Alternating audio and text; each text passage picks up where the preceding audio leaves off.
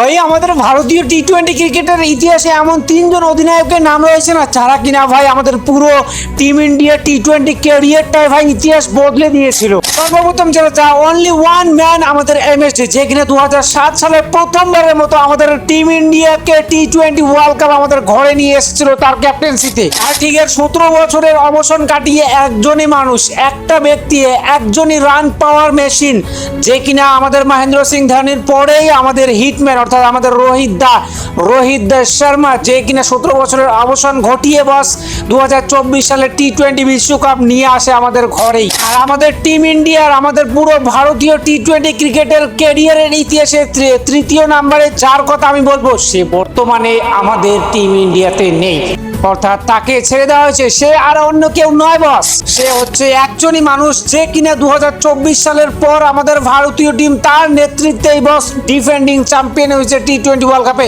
সে হচ্ছে আমাদের সূর্যা ভাউ। তো এই তিনজন ক্যাপ্টেনের জন্য আমাদের মন থেকে তো সেলিউট রয়েছে। বাকি এই তিনজনকার মধ্যে কে কোন ক্যাপ্টেনের ক্যাপ্টেন্সি সব থেকে বেস্ট লেগেছে আর কাকে তোমরা মিস করো, অবশ্যই কমেন্ট করো।